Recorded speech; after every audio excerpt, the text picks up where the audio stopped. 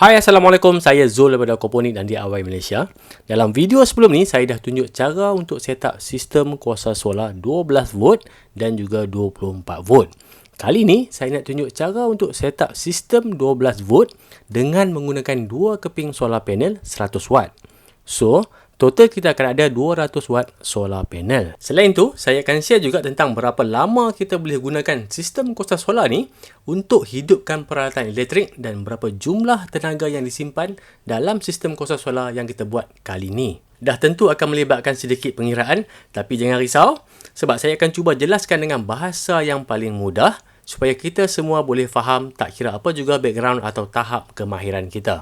Tanpa buang masa lagi, jom kita mula.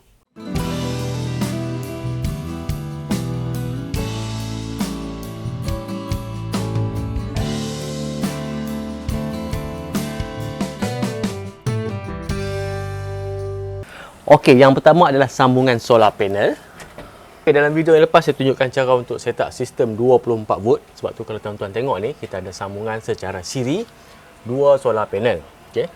Untuk sambungan siri ni, positif daripada solar panel yang pertama kita sambungkan pada negatif solar panel yang kedua. Dan ni adalah output yang akan pergi dekat kita punya solar charge controller. Tapi untuk sistem 12 volt ni, kita akan buat sambungan secara selari.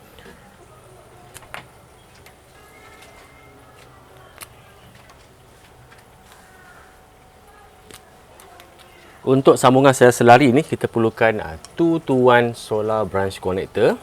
Kita akan sambungkan positif dengan positif dan negatif dengan negatif. Lepas tu barulah kita sambungkan pada kita punya jumper cable.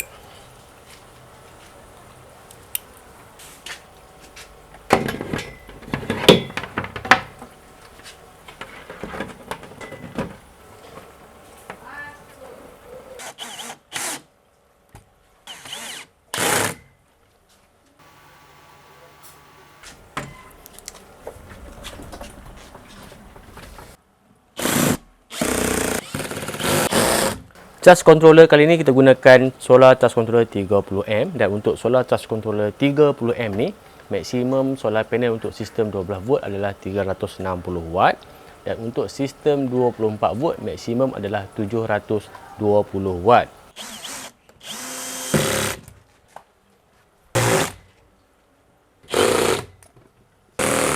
DC breaker kita dah mount, yang ni untuk input daripada solar panel.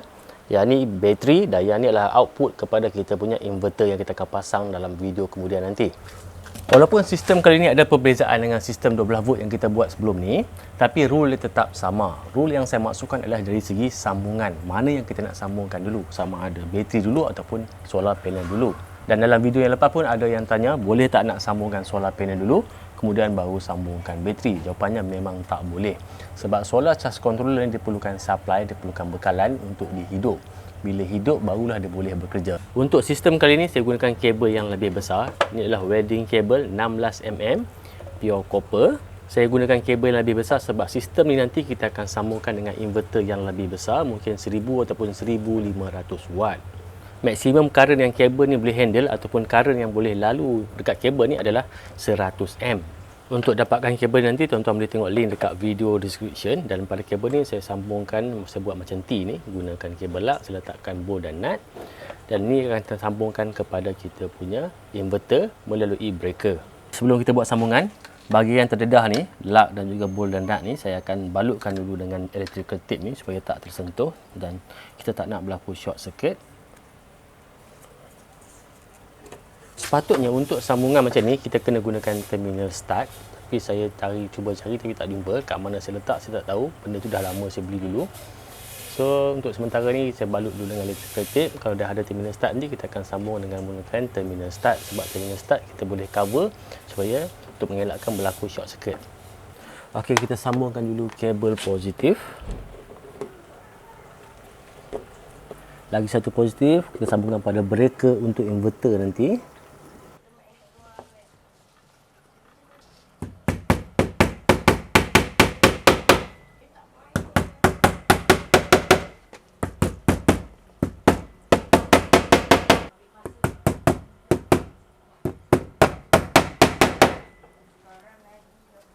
Kemudian untuk kabel negatif,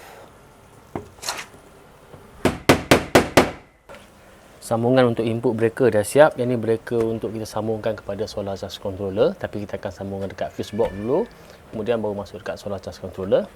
Yang ni breaker untuk inverter. Jadi sekarang ni sambungan inverter adalah direct kepada bateri. Jadi kita boleh gunakan inverter yang lebih besar.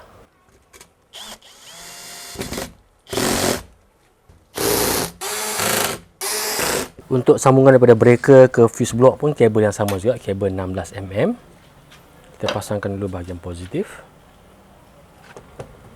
Kemudian kabel untuk negatif. Kabel tadi kita sambungkan pada bahagian positif dan juga negatif pada kita punya fuse block.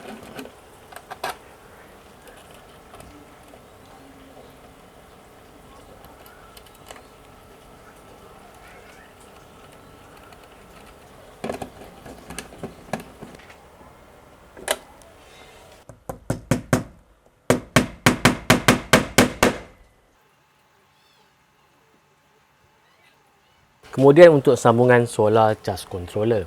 Solar charge controller ni perlu kita sambungkan kepada bateri, dan untuk sistem kali ni sambungan ke bateri adalah melalui fuse block. Dan kat sini saya letakkan fuse 30M sebab kita punya solar charge controller ni adalah solar charge controller 30M. Jadi fuse pun kita gunakan fuse 30M. Jadi saya akan sambungkan kabel positif ni pada terminal untuk fuse block 30M.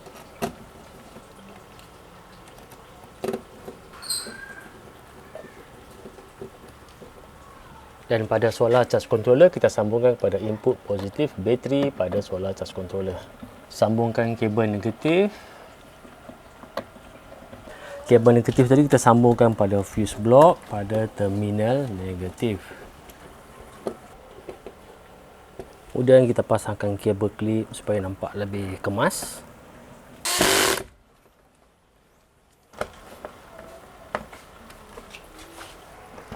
Okey.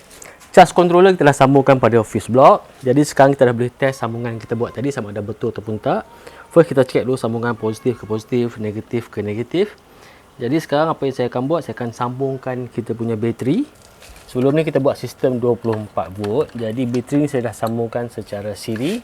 Bila kita sambungkan secara siri ni kita akan dapat 24 volt. Jadi untuk sistem 12 volt ni saya akan buang dulu bus bar ni. Kemudian kita akan sambung pada satu saja bateri untuk sistem 12 volt. Untuk sambungan ke bateri, kabel positif kita akan sambung pada terminal positif dan kabel negatif kita akan sambung pada terminal negatif. Kebiasaannya untuk sambungan ke bateri ni saya akan letakkan fuse kat sini, kemudian baru sambung pada terminal positif dengan menggunakan botong fuse. Tapi untuk sistem ni saya tak akan letak fuse sebab saya tak ada fuse yang lebih besar, botong fuse yang besar. Yang saya ada cuma 30 dan 40M. Tapi untuk sistem ni tak ada masalah sebab kita dah ada sini DC breaker 40M.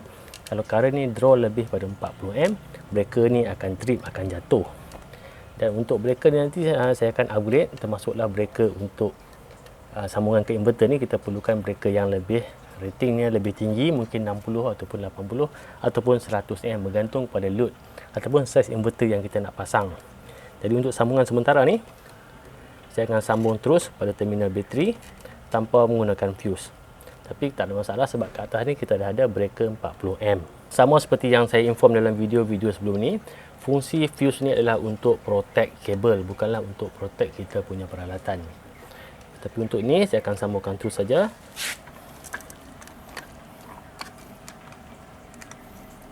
Polariti kena pastikan betul, positif ke positif dan negatif ke negatif.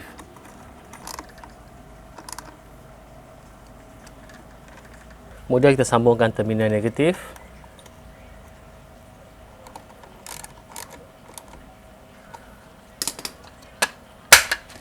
Okey, bateri dah sambung, jadi saya akan upkan breaker ni. Kita tengok sama ada kita punya solar charge controller ni akan hidup ataupun tak. Okey, charge controller dah hidup. Jadi sekarang kita akan sambung lagi. Kita akan sambungkan kita punya solar panel. Yang ni adalah kita punya breaker untuk input daripada solar panel. Jadi saya akan sambungkan kabel jumper daripada breaker ni kepada solar charge controller.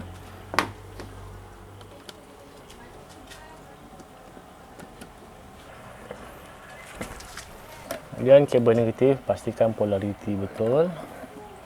positif ke positif, negatif ke negatif. Untuk sambungan solar panel, ni kabel daripada solar panel yang kita sambung tadi.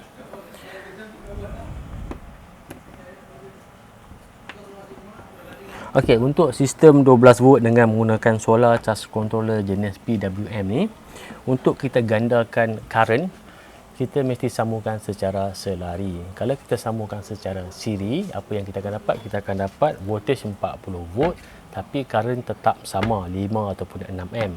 Tapi kalau kita sambungkan secara selari ni, kita akan gandakan current tapi voltage kita masih sama 20 volt. Sebab satu panel ni dia punya output adalah 20 volt dalam lebih kurang dalam 5 amp ataupun 6 amp. Jadi bila kita gabungkan dua solar panel ni secara selari, output yang kita akan dapat voltage 20 volt tapi current antara 10 hingga 12 amp. Okey, kabel daripada solar panel tadi kita akan sambungkan kepada breaker, dan breaker dalam keadaan off.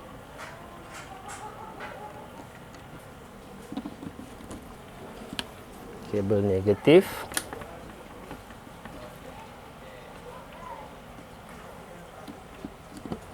Okay, sambungan dalam solar power system ni kita mesti sambung mengikut polariti, positif ke positif dan negatif ke negatif.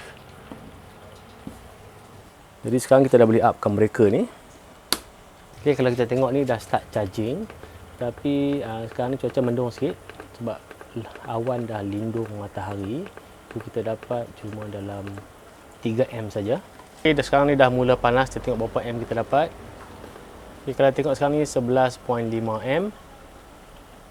Semakin panas, semakin terang pancaran matahari, semakin tinggi current yang kita akan dapat.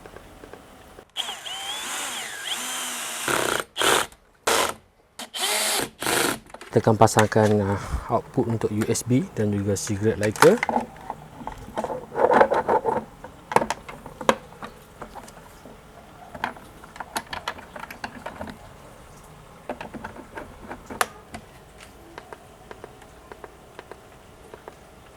Okay, masih lagi 11.5 amp.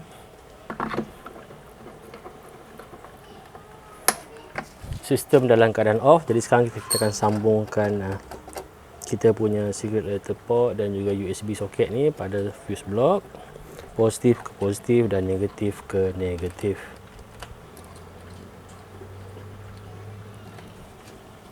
Okay, untuk hidupkan balik sistem ni, first kita mesti onkan dulu supply bateri.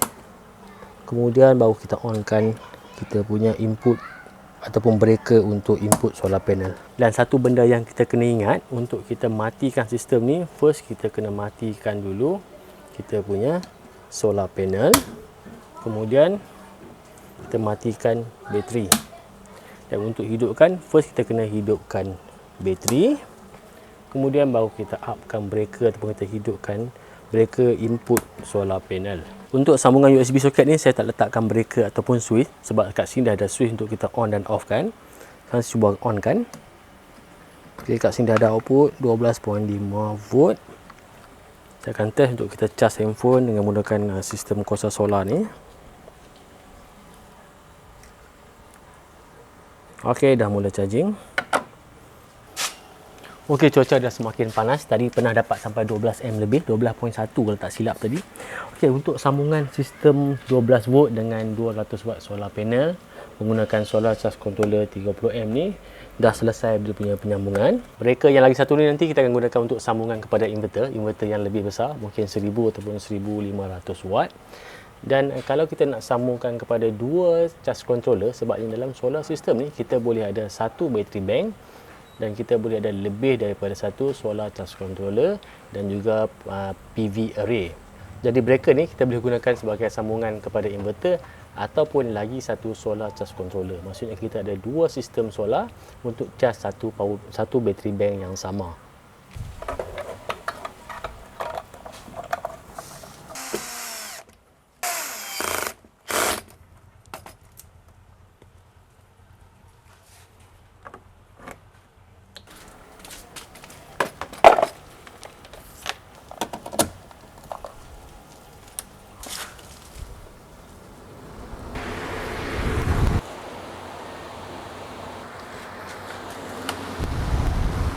Okey, jadi sekarang kita dah ada kipas angin. Kita dah pasang kipas angin yang running 100% dengan menggunakan kuasa solar. Dan soalan yang paling famous, yang paling banyak orang tanya ada dua. Satu pasal solar untuk aircon, dan lagi satu soalan adalah berapa lama sebenarnya bateri ni boleh bertahan. So sekarang saya akan sharekan berapa lama kita boleh onkan kipas ni.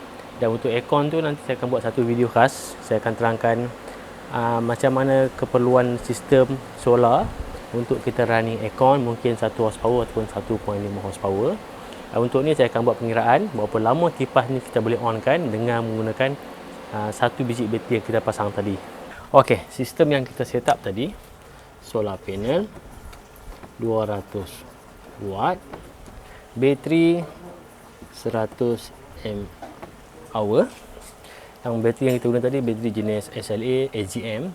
So dia punya kapasiti yang kita boleh guna ataupun deep of charge hanyalah 70% bersamaan dengan 70 mAh. Inilah jumlah sebenarnya yang kita boleh gunakan daripada sebiji bateri tu. Untuk sun hour kita ambil cuma 4 jam satu hari. Sun hour ni maksudnya waktu yang paling optimum dalam satu hari yang mampu untuk charge kita punya bateri dalam sistem solar ni. Dan untuk dapatkan sun hour ni memang ada solar irradiance tester. Kita boleh buat kiraan, kita boleh tengok dekat kawasan tu dalam satu hari berapa jam kita dapat masa yang betul-betul optimum untuk solar charging. Dan dekat internet pun memang ada website-website yang sediakan jumlah sun hour berdasarkan lokasi, ataupun kita boleh letakkan GPS koordinat kat situ. Kemudian dia akan bagi kita berapa jumlah sun hour dekat tempat kita. Dan berdasarkan saiz solar panel 200 watt dan sun hour 4 jam tadi, dalam satu hari kita boleh jana sebanyak 800 watt hour tenaga elektrik. Dan 800 watt hour yang kita dapat tadi kita akan simpan dalam bateri. Okey, jadi berapa saiz bateri yang kita perlukan sebenarnya? Untuk pengiraannya 800 watt hour tadi kita bahagikan dengan 12. So kapasiti yang sepatutnya kita kena ada adalah 800 bahagi dengan 12 sama dengan 66.6 mAh. Dan 12 tadi adalah 12 volt sebab kita gunakan bateri 12 volt. Jadi design sistem yang kita ada sekarang memang dah cantik, memang dah terbaik. Sebab saiz bateri kita cuma besar sedikit saja daripada kapasiti yang kita perlukan sebenarnya. Jadi tak ada masalah. Dan sistem solar yang kita ada sekarang ni mampu cas bateri ni hanya dalam masa satu hari sahaja. So dalam satu hari kita ada 70 mAh yang kita boleh gunakan. Jadi sekarang ni berapa lama kita boleh onkan kipas tu dengan kapasiti sebanyak 70 mAh. Okay, kalau kita tengok pada kipas ni, dia punya power rating untuk kipas ni adalah 45 watt. Okay, boleh tengok kat belakang kipas ataupun semua peralatan elektrik dekat belakang memang ada power rating. Untuk kipas ni adalah 45 watt. Kipas tadi dia punya power rating 45 watt. Dan inverter yang saya guna tadi tu dia punya self consumption ataupun tenaga yang inverter tu sendiri guna bersamaan dengan 6 watt. Jadi 45 tambah dengan 6, so kita akan dapat 51 watt. Bermaksud kita perlukan 51 watt tenaga untuk hidupkan kipas angin tu. Okey, jumlah tenaga yang kita boleh guna pada bateri tadi ataupun usable capacity adalah 70 mAh. 70 mAh. Bateri kita bateri 12 volt, kita harapkan dengan 12 volt. So total dalam watt hour kita akan ada 70 darab dengan 12, kita akan ada 840 watt hour. Jadi kita nak tahu berapa jam kita boleh gunakan kipas ini. 840 watt hour tadi kita bahagikan dengan berapa tenaga yang kita perlukan tadi, iaitu 51 watt. Jadi kita akan dapat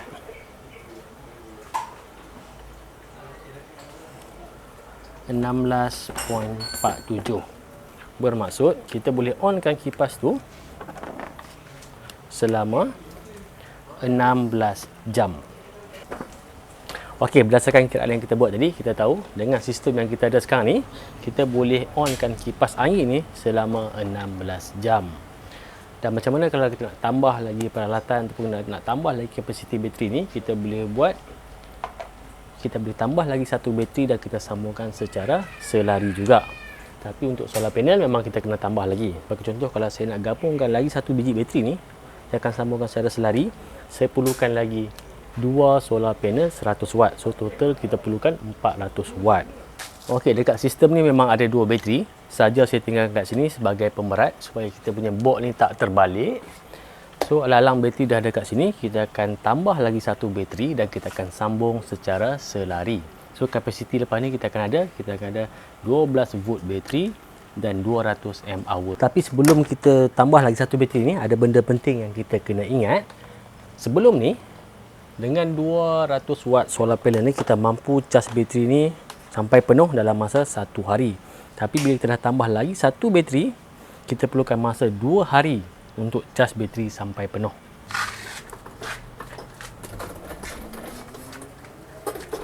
Kita matikan dulu sistem ni, offkan input daripada solar panel dan kita offkan bateri. Untuk sambungan 2 bateri ni secara selari, saya akan gunakan kabel 16mm ni. Dan sebenarnya lebih elok kalau kita gunakan kabel yang lebih besar. Sebagai ni contoh kabel 35mm. Tapi masalahnya dengan bateri jenis FT ataupun front terminal ni, susah kita nak buat sambungan secara selari sebab terminal semua ada di sebelah hadapan.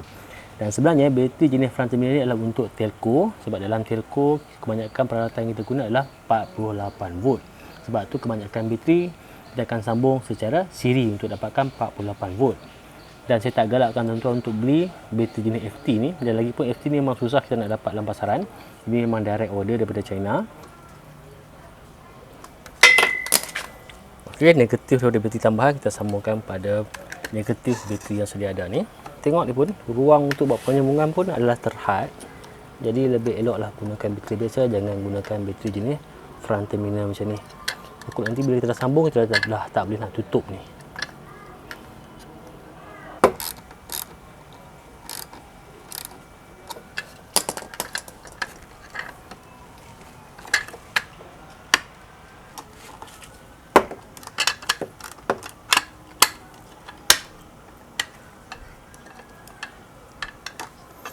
Okey, kena adjust sikit supaya boleh tutup. Okey, masih boleh tutup.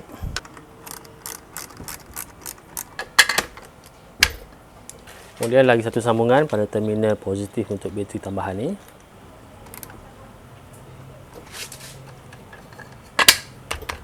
Kita dah siap sambungkan lagi satu bateri secara selari. Jadi sekarang kita boleh onkan balik sistem ni. First kita upkan dulu breaker untuk bateri. Charge controller dah hidup. Kemudian kita upkan breaker untuk input solar panel. Okey, semua penyambungan dah siap. Nampaknya setakat ini saja untuk video kali ini. Kalau ada sebarang pertanyaan boleh komen di bawah. Sampai jumpa lagi. Jangan lupa like dan subscribe YouTube channel Kompolit Malaysia. Jumpa lagi. Assalamualaikum.